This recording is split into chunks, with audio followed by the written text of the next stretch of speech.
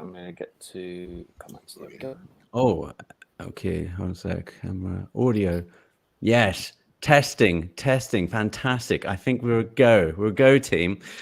Welcome back. Another episode From Tailors With Love, but the only Bond live stream as well. We're bringing it in early because it's Wednesday, not Thursday.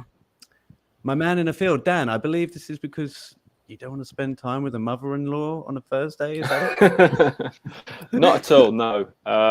It's just a little bit easier because she's here. So with my son, he's going through a phase. So it's easier when there's more of us. Must have misread that email.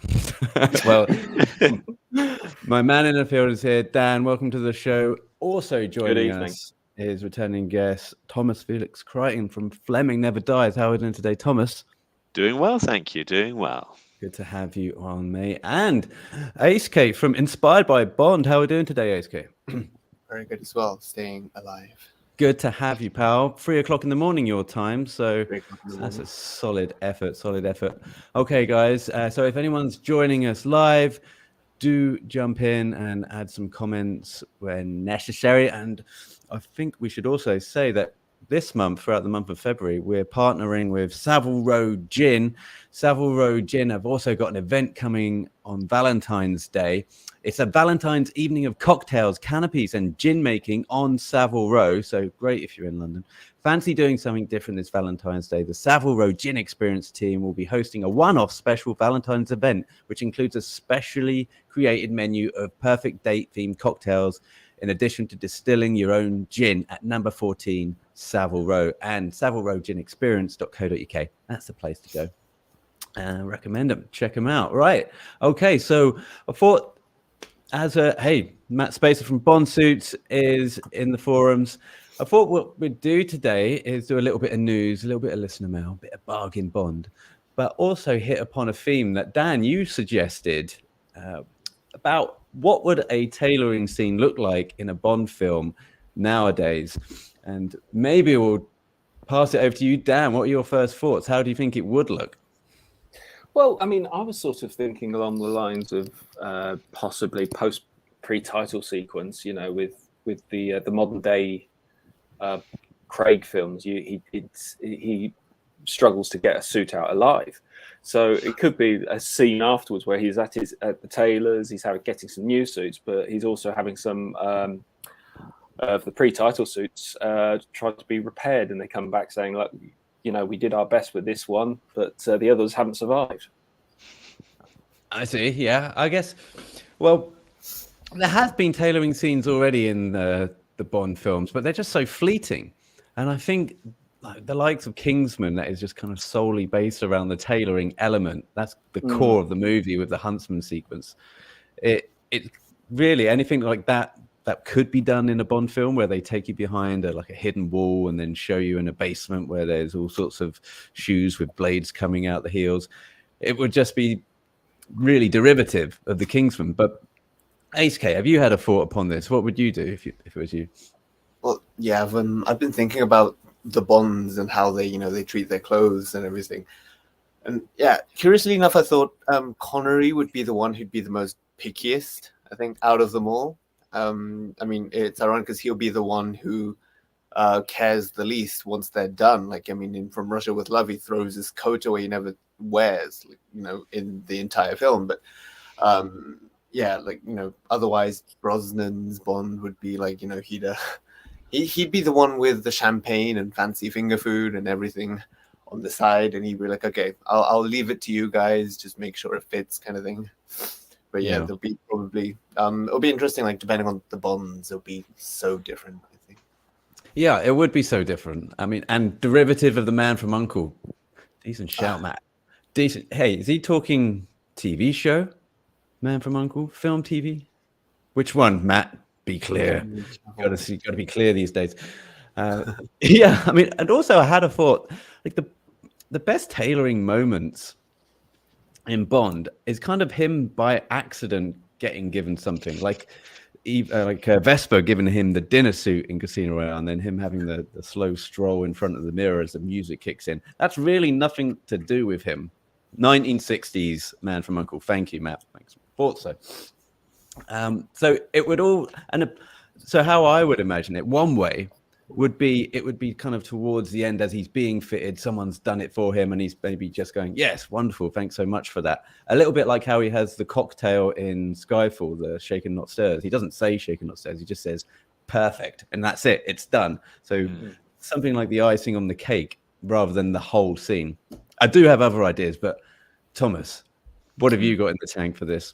For me, I'm inspired by Octopussy, where he gets his dinner jacket damaged, he hands it to Q, and they just kind of sew it up magically. But I thought, again, do that at the beginning of the film, and then the next time it's like a much bigger tear, and they magically fix that. And then maybe the next scene, action scene, an arm gets ripped off the suit, so he hands that in, they fix it perfectly. It keeps getting more and more damaged until eventually he basically walks in like Sean Connery in Zardoz, is it? He basically has a thread and says, can just you as fix a jock this? strap? Yeah, I It's like it. If they can fix the DB5 after Skyfall Inspector, then why not? Here's a couple of threads. See what you can do with that. There used to be a Glen check there. Exactly. There's a blog on the website. I had a lot of time in my hands a while back, and I went on the hunt for that loincloth that he wears in Zardoz. I thought, it's got to be out there somewhere. Someone's going to own it. There's no way that's been around that man and somebody's thrown it away. They're going to keep that forever. Well, imagine being at a party and go, do you know what this is? No, it's Sean Connery's loincloth from Zardoz. Christ, imagine that. That'd be so cool. So, a couple of thoughts. I think one of the best tailoring scenes, even though it's not a Bond film, is Sean Connery. I'm afraid sir still doesn't understand. A suit may take several weeks to complete. I'm afraid Sir damn well does understand. And Sir would like his suit of clothes by 3 o'clock. And then cut to a montage. I love how the tailor is also an expert in jewelry and pearls, that he knows instantly by looking at it that it's not a fake. And it's like, great, that's good for 10 grand's worth of clothes. So hop to it, shut the shop. So I think I can imagine that in a Bond film. I think the Bond walks in, he needs your suit of clothes like really quickly, and then you cut to a nice fun montage of him drinking some scotch and people bringing swatches, and then the main tailor taking the swatches away. 0-11 says, scene at the beginning of Italian Job is great too, with some humor. Yeah, and you've got the Mr. Fish shirts in there as well. I did pick I picked a comment from the YouTube on that video of Highlander 2. Barry Denon says, unless he pulled that pearl out of Liz Hurley's tight 90s clam, there's no way they would have hustled like that to finish his suit on time. Couldn't have put it better myself. Ace K, are you glad you joined to stay up at 3 o'clock in the morning? To get up and read comments about 90s Liz Hurley's clam. Brilliant.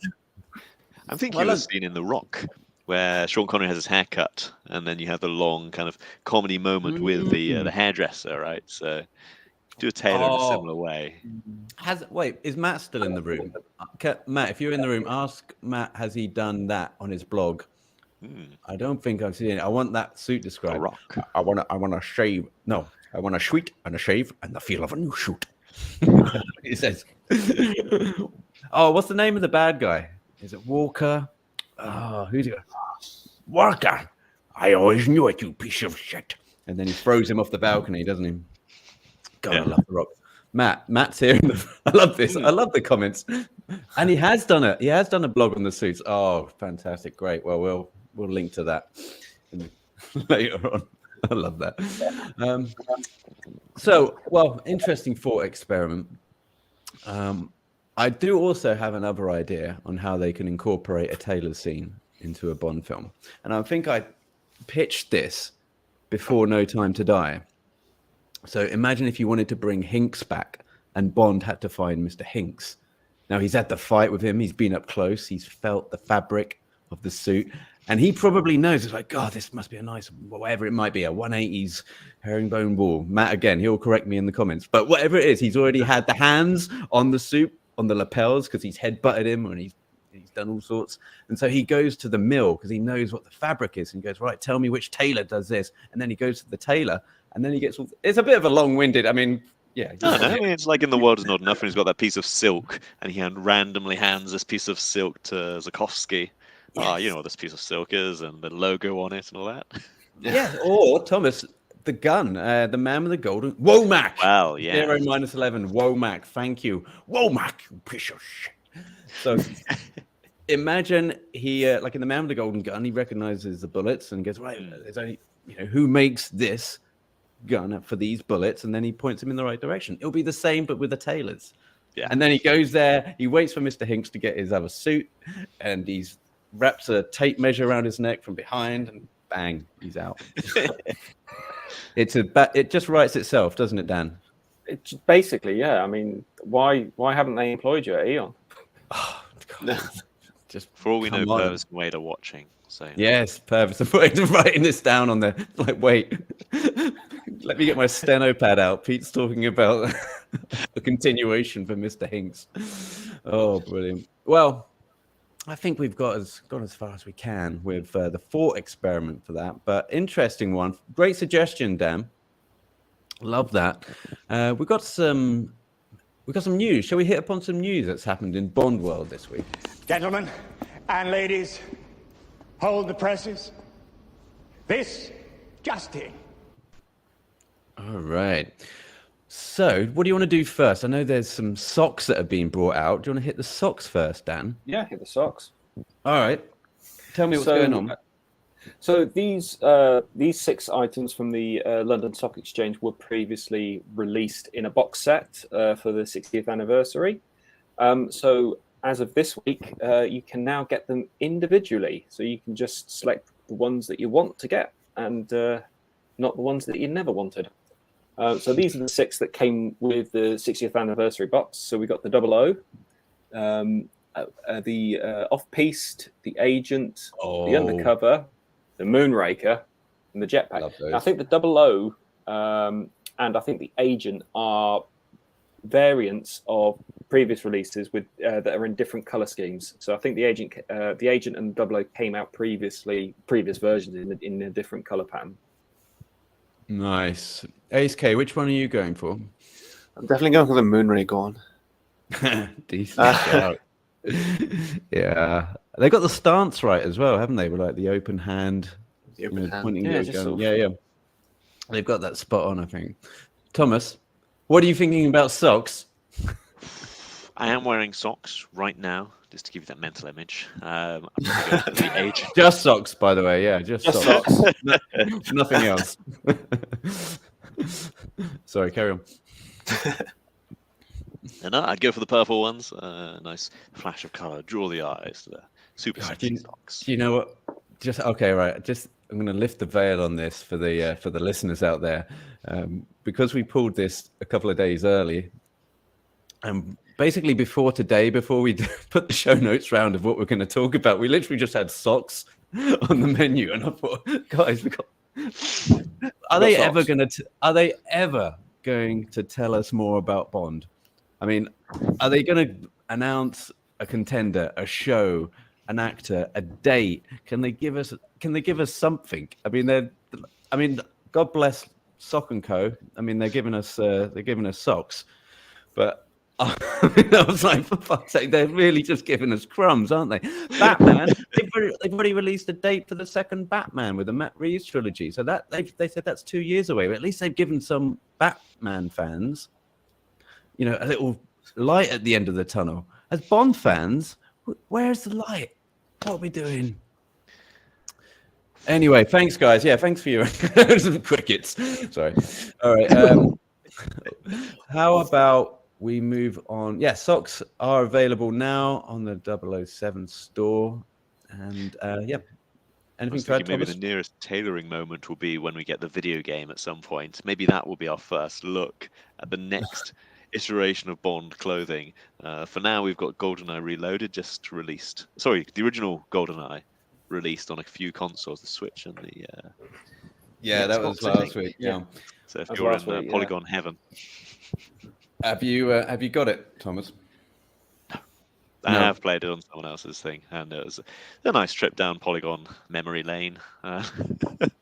Yeah, I think I actually sacrificed an entire year of college to complete a course on GoldenEye, the original one. So lots of actually good time. It was a good year in my life. just stayed It in. wasn't wasted. No, no. In fact, No. I would be a dab hand at that if anyone took me on. I've got to say. Moving on. What You want else to have we do got? the Daniel Craig. Yeah, Daniel Double Craig's in a breasted? new. Yeah, yes, please.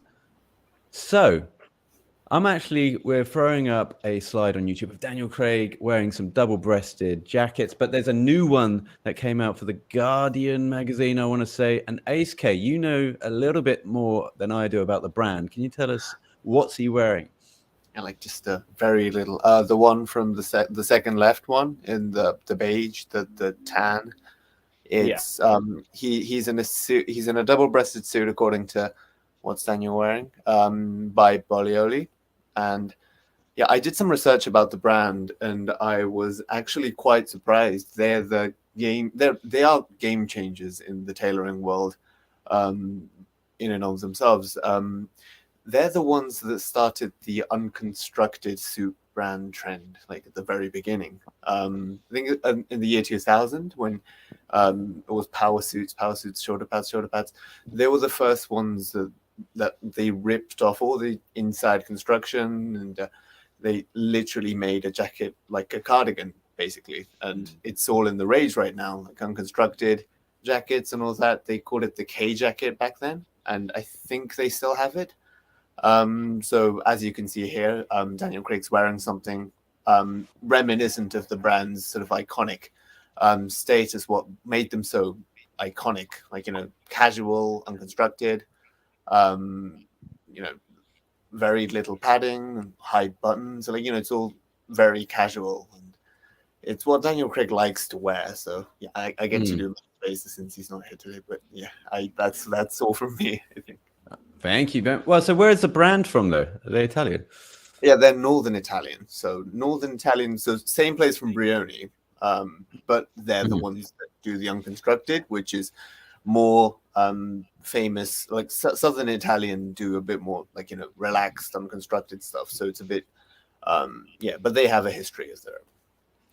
Surely, didn't Armani do unconstructed suits at the start back in the 80s with Richard Gere? Have we not seen it before? Or is it a different kind of unstructured? Right, I think the American Gigolo style, I think. Yeah, they still had the very strong, they still had the strong shoulders. It was more about sort of the roominess. And I'm sure there are more experts out there more than me. But this one, like, it's literally just cloth stitched together. Like it looks like a jacket, but it's not. There's no canvas. There's no padding. It's literally. It's just pure brawn and an 8-pack. Yeah, exactly. So it's a different kind of, unconstructed, casual style that they brought into the game. Dig it. Dan, do you dig it? Is this a bit of you? I have been tempted. I have been thinking about double-breasted suits probably since the Kingsman films come out, just in terms of, but I just think it'd be, I think it's going to be difficult for me to wear them, if that makes sense, because you have to wear them buttoned up all the time, and since I work from home most days now, there's not so much of a call for a double-breasted number. Yeah, a bit of a faff, especially if you want to like get to the toilet real quick. Imagine all them buttons. It's just an extra hoop to go through. Unless you just leave the jacket on, like a power move. Well, you know what I'm saying? Each their own. You leave your sunglasses. I left my sunglasses on the other day. Anastasia came in. I was like, she goes, "What the hell are you doing?" I said, "Just rocking and rolling.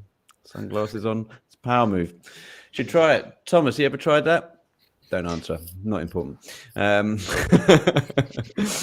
What double-breasted boots? You do? Yeah, you're a double-breasted man.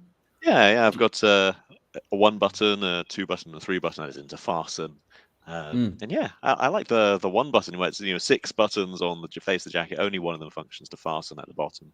I think I learned from Matt's blog that it's kind of was popular in the 80s, European style, but actually I really like it. I certainly find it comfortable, and it doesn't get in my way to have it buttoned up all the time. 6 button, more tight. Good to know. And Anastasia's just popped into the live stream, everybody. Say hello, 10 people in the live stream. Hello. Hello. She's crawling on the floor here. What are you after, darling? You after the tape measure. Okay. Not now, money penny. Okay, so moving on. Pierce Brosnan wore those on Remington Steel, says Matt. Assuming that's the one button or the 6 button with one to fasten. I really like them. But the standard blazer, I've been wearing that a lot. Goes with chinos nicely and can pad about to the office in that. Javi says hello, Anastasia. Thank you, Javi. Javi. Fuck. One of the two. What else have we got cooking, Dan? Have we got something to do? Have we got time for Sam Smith? Some Sam Smith talk. I really want to get into Sam. Yes. Can we do it? Okay. Look, I don't know if this is hitting the US as much as it's hitting the UK. Ace K, has Sam Smith made the mainline news out there? Front page of the Metro? No. No. You're not seeing this lovely photo of Sam Smith. I wish I saw more of it. No, unfortunately. Okay. Well, look, Sam Smith's got a new song out. And it's a very raunchy video. So there was some discussion on daytime TV between one of our beloved daytime hosts, Richard Madeley, and co-host Susanna Reid. And they were getting all mixed up with pronouns, or I should say, Richard Madeley was getting all mixed up with pronouns on what to call his guest and Sam Smith themselves. Does that work? Is that the pronoun I should be using? All right. Okay. Well, look, let me play the clip because I think the clip it's about 30 seconds long, but I think you'll get the idea. This is just gold. Down to the heart shape. A shot of him, Sam, spanking and simulating a very specific act with a scantily clad drag queen. Remember that Sam Smith uses the pronouns they. They, yes, sorry. Instead of sort of calling for Sam Smith, I don't even know what people are calling for. They just don't like the video. So don't watch it. If you don't want your kids to watch it, don't let them watch it. Do you think she's got a point when she says that the fuss about this is because... I use they, them pronouns. Yeah. I'm sorry? Shivani identifies I am so sorry. I will learn to do that. Do you think that there is a point there? It's just so good. It's just so good. Hold on, let me get rid of the Sam Smith slide here. Hold on. So, I mean, I've got to tell you, I've been playing that on a loop probably for about 2 days, and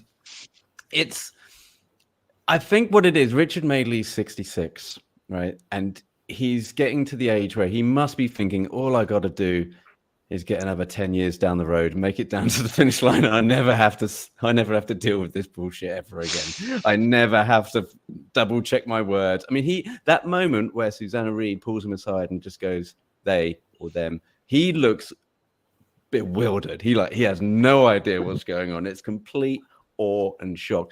But what it is, and I had a thought today, what it is, it's just, we're in this position now where everyone is so fearful of getting cancelled, especially if you're just a public figure. Like Jeremy Clarkson, he'll say something about Meghan Markle, then all of a sudden he loses his deal with Amazon Prime worth X amount of million, just over something he says.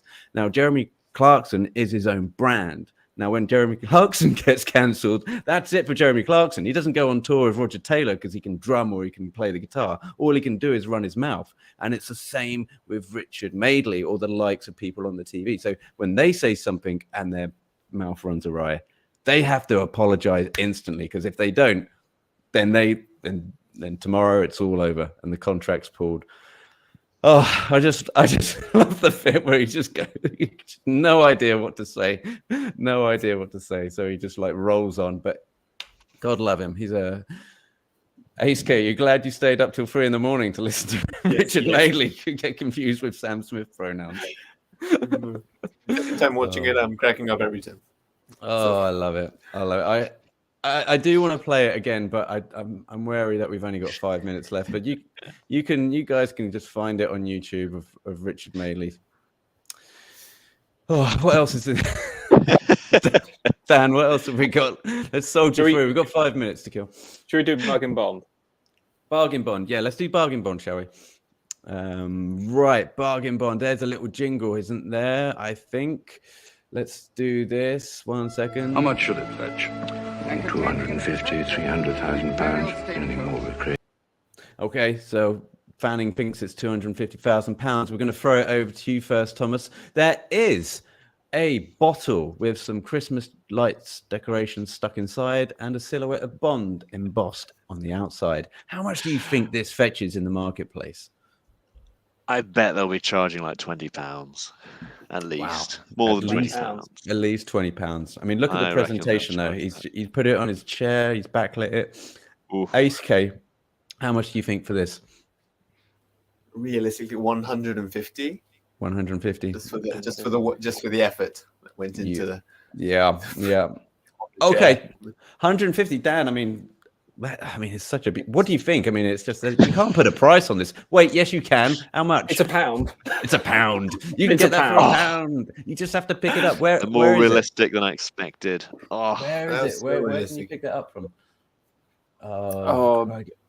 Ashfield. Feltham in England, yeah. Where's Feltham? Okay, so you have to. You can't get it delivered. You got to go to Feltham. Is it near Heathrow? According to that, near Heathrow Airport. Ooh. Yeah, it's going to cost you more in fuel to pick it up than it will. Well, not for me. I'm right outside. Wow. I mean, I'm right. Last week was quite successful for you, wasn't it, Pete? Yes. Yeah, fuck, I wondered what you're talking about. So this is the tie that I bid on for £5. The Marks and Spencer's Bond tie that we had on Bargain Bond last week. I put a bid in. I was hoping to get outbid. Oh, here we go. Yeah, so that's Marks and Spencer's. That's Marks and Spencer's. Yeah, you've combined Marks and Spencer's and Bond. Yes, two wonderful British institutions. Look at that. Marks and Spencer's, a Bond, and a bargain. I know. That's it. Well, Meatloaf said 2 out of 3 ain't bad, but I got all 3. And moving on. Okay, here we go. Property of a lady. Okay, so this one, Thomas, we've got a whole rack of 007 magazines with trading cards, pictures of Pierce on the front. I don't know how many there's. Probably about 20. How much do you think this is going for? I'll go for 100. Spy Files, by the way. 007 Spy Files. That's the name. Have you even heard of this, Dan? The Spy Files? It must be. You know what? I imagine it's one of those 90s sort of you get the first one for £2 and then spend £8 a month. £8 a month for 150 months. I've got to throw this in. Sorry, 0 minus 11 says property of they them. Sorry. And Javi says no worries, mate, about mispronouncing his name. Sorry, pal. Javi, it is Javi. Okay, wonderful. I'm like Richard Madeley now. All of a sudden, what is it? Pete, you need to apologise. Pete, you need to apologise. You need to apologise. Otherwise, I'll be taken off air instantly. We got 50. We got 50 from Spencer. $50. 50 from Spencer Carter says 50 in the comments. How much do you think, ASK, for these magazines? If it comes with the cards, I don't know, $10. $10. Okay. Well, look, I mean, you literally can't put a price on this. Yes, you can. What is it, Dan? They haven't actually put a price on it. It's nothing. For free. See? Where are they? It's Tonbridge in England. Is that Tunbridge Wells? Tunbridge Wells. Tunbridge Wells? London, isn't it? Crikey, that's near me as well. I mean, you're just going to be going out in the car tomorrow, aren't you? Your Bond basement's going to get. It's going to get rammed with all sorts of shit. Sorry, more shit. Even more shit. Okay, here we go. Last one. Well, there are quite a few ladies here. So, Thomas, we have a Saint Tropez vest. I think that's how you say it. Saint Tropez. Woman, yeah. Saint Tropez. Durran in at number 23. Sorry. James Bond 007 Silk Vest, made in Australia, and it's a beaut. It's replete with motifs, it's stitching, it's logos, silhouettes, branding, and it's something like John Virgo would wear in Pot Black. Yeah. Or So Big Break. images of John Big Break, Virgo, yeah. Yeah. Oh, Thomas, no, how much? never been worn. And never been worn. Yeah. Yeah. How much Right. for this? I'm just going to get, because I can see how much the postage is. What, £56 postage? So I'm going to say it's probably cheaper than the postage. I think it's one of those. I think it's £50 and then you pay 56 postage. Okay. All right. That's a deep pull. What are we saying? Spencer's going for £1,000 in the comments. Ace K. It's either so expensive or super cheap. And I'm going for super cheap. Yeah, so $50 as well, I'd say. All right. Well, you can find this on eBay, but Dan, how much for? $450. $450 US. Yeah, there you go. Worth every penny. Right? John Virgo's every bidding now. Yeah. And so I is think that'll British go with Bond your time. addict. as Dan would say, British Bond addict Chris, you'd be all over this. Oh yeah. Yeah, that's a bit of him. He's already got the tie that Pete's wearing. Yeah, it is. It's very similar. It would match. Yeah, it would match. It would be one of the only things that match. Get that. I've got to go out in this, by the way. I don't even have time to change. I've got to go straight to the pub in this. Dan, let's get to the news. No, the listener mail real quick. Do you have any messages for me? I have a small surprise from your friends back at the barracks. Excellent. We have been granted an audience. I love how all the jingles are like a minute long. I'm like, we got to do it real quick, and we just quick. I got to double speed them jingles. Okay, so good morning, says Mark Peachy. I was wondering if you can help, please. I'm looking at purchasing the sloop suit from Massimo Alba and wondered if you think it's worth it in your opinion. This is the one from No Time to Die. Dan, you've got that suit. What do you think? I'll throw that to you. Well, I mean, it's a really lovely suit, but I think going back to Mark, I would say it depends on what you're wanting it for. If you're looking for a smart suit for the office, this isn't it. This is a casual suit. It's one that you just wear as a casual, more of a casual item. But you know, from a price point of view, compared to a Tom Ford suit, it is very reasonable. It's probably one of the most reasonable suits you've probably seen Bond wear on screen. Did you get yours tailored? No, I thought I might need to, but I didn't. The only thing I had done was had the trouser ends finished, which I had my local tailor do fairly reasonably for. Matt Spacer says if it's a good fit, it's worth it. Like L'Oreal. Next, what else we got?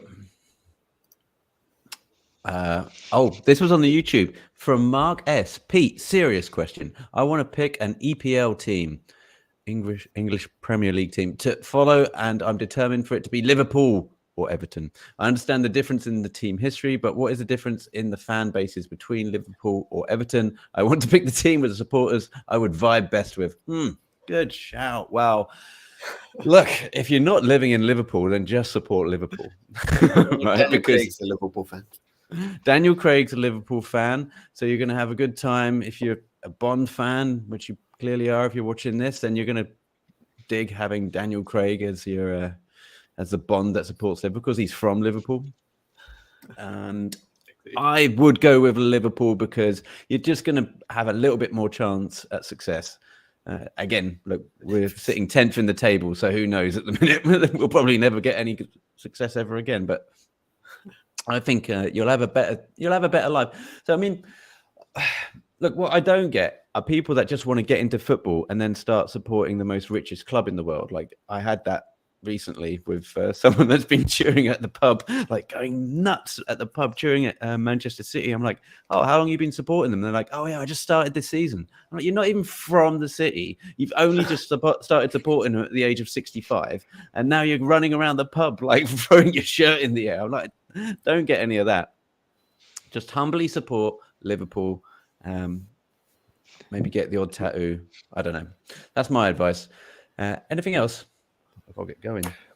we do have the email that you sent to Bond Store regarding this. So this okay. This is the so 4 or 5 months ago, James Bond announced a collaboration with Faberge, of which we've heard nothing about since. So Pete decided to send them an email.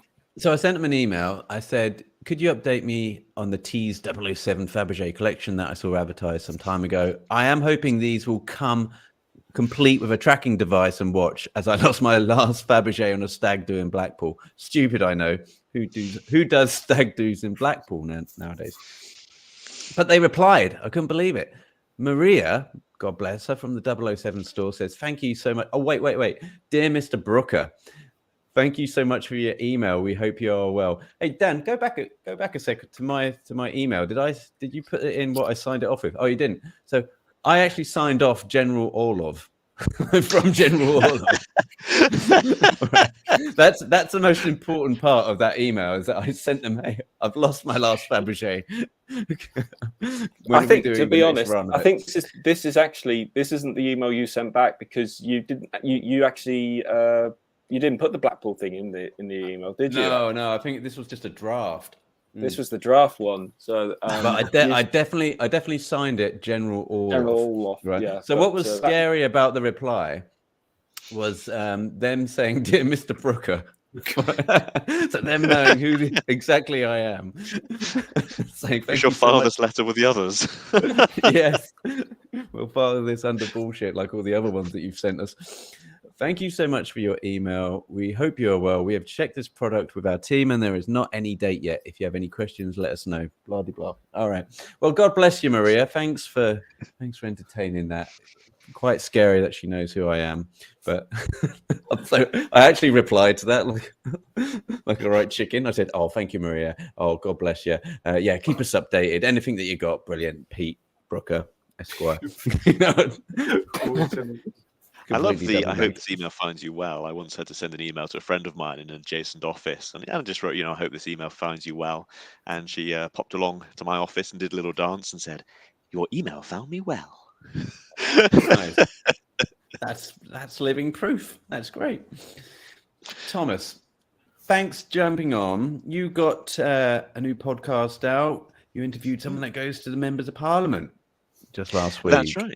Yeah. So I interviewed an insider at the House of Commons, somebody who worked for a member of Parliament a few years ago, and she gives the insight on basically how she got that gig, what it was like, the day-to-day, what it was like for walking through for the first time, and why she ultimately left. Yeah. And it's tip-top. And where can people find you, Thomas?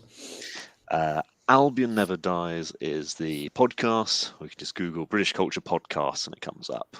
You sure do. And Fleming Never Dies on Instagram. Yeah. Thank you. Yeah. Yep.